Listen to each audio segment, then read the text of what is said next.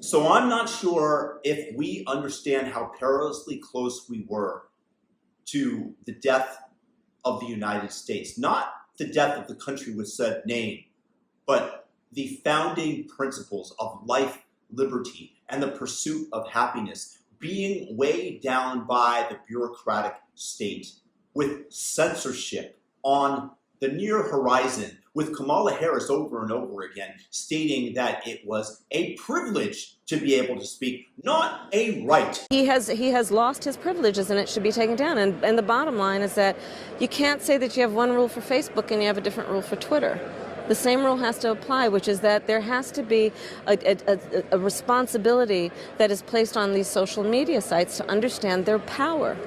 They are directly speaking to millions and millions of people without any level of oversight or regulation. And that has to stop. This is the way they're trying to reframe it so that all the public, all the morons think to themselves, oh, well, maybe it's not my right to state what I want. It's a privilege, and I better abide by my betters rules in order to maintain this. Tim Walz, in fact, stated, I think we need to push back on this. There's no guarantee to free speech on misinformation or hate speech, and especially around our democracy. Yeah, Tim, actually, free speech is a right, and that includes what you call misinformation, disinformation, hate speech, because who gets to label such? Remember when the social media companies were told by the government, partisan, that the Hunter Biden laptop was nothing more than Russian disinformation? Turned out to be factual, but those who stated otherwise were censored on social media. This is an example of why we cannot have government defining what is misinformation, because anything that runs contrary to the narrative that they want us to imbibe will be labeled so. And the Bill of Rights frees us from this. Never forget that it was a right. The amount of bureaucracy that is prevalent, that they are going ahead, for example, and suing Elon Musk for not hiring asylum seekers onto SpaceX, when in fact, if SpaceX had hired them, they would have been in violation of national security protocols because SpaceX's technology is labeled as such. So it was, we're going to sue you if you do, we're going to imprison you if you don't.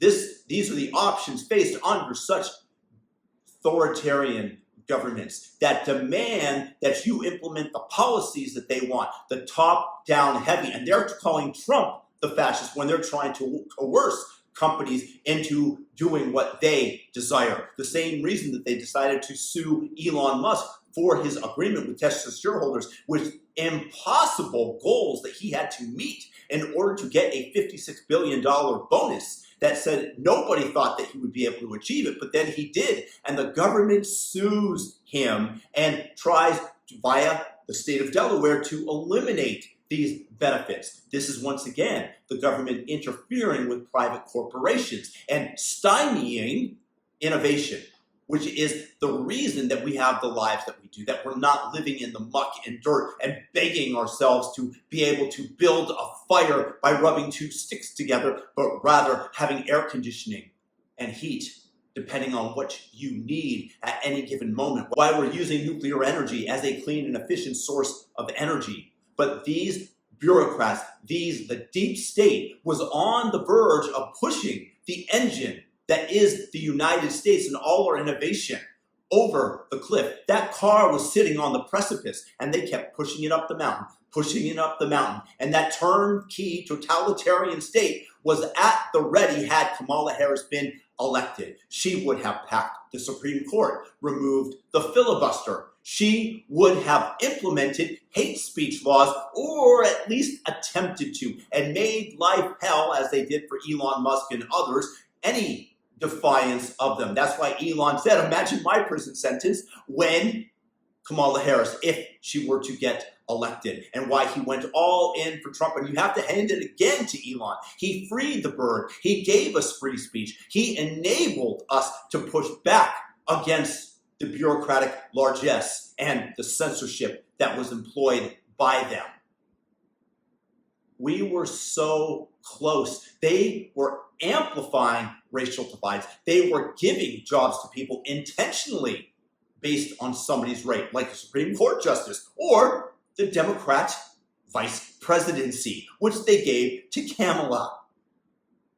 She was a DEI hire, and this was going to be prevalent. And we were going to see not a country unified by merit and by a common cause, but rather divided based upon race, with those that they deemed did not have a fair chance growing up. For example, anybody who's black, like LeBron James' son, who had none of the advantages that your average Appalachian hillbilly does, absolutely none of them because of the skin color, but they would get preferential treatment when seeking jobs, when applying to college. It's not based on merit. They wanted to deprive the nation of a meritorious decision-making process. The same thing that they employ in the NBA, which is why I'm not there, why I'm not playing point guard for the Golden State Warriors, and Steph Curry is because he's a better basketball player than me. Yeah, I'm better than virtually anybody else out there, but I'm nowhere close to NBA level. That's the difference between deciding based on merit and deciding based on skin color, because I frankly believe that white people are underrepresented in the NBA. And if we want to achieve equity based upon racial percentages, then we have to amplify the number of Caucasian men and women, let's not forget about the women, in the NBA. And imagine having transgender surgeries for inmates and for illegal aliens who shouldn't even be in the country, paid for with your tax dollars.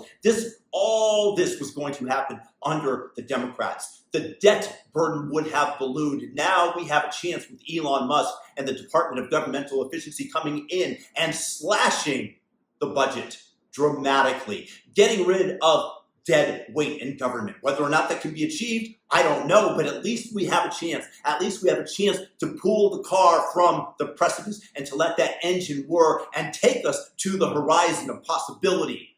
Take us to the place where we are traveling via Starship to our destinations, up into the air, down back into Thailand or America in 15 minutes, half an hour versus an all-day trip, where we are shipping goods at a fraction of the cost. This is what's possible. And the election of Donald Trump has once again opened up that possibility, that light that in that tunnel that is now wide open where before it was closing. Thank God that Donald Trump was elected. Thank God for Elon Musk and everybody that stood behind him and the super friends that came into play. Vivek Ramaswamy, RFK, Tulsi Gabbard. These are absolute heroes, and they deserve the positions that they're going to get in the government and all the good that I hope that they do. And I hope that you join me in wishing them the best of luck, the best for America. And thank God that the Democratic Party is in shambles, because they have been corrupted. They have been taken over by an evil, nefarious force of wokeness, of Marxism. You know, we have to stay woke. Like, everybody needs to be woke. and you can talk about if you're the wokest or woker, but just stay more woke than less woke. Yeah. Thank goodness we are where we are. Peace and blessings. Leave your comments below.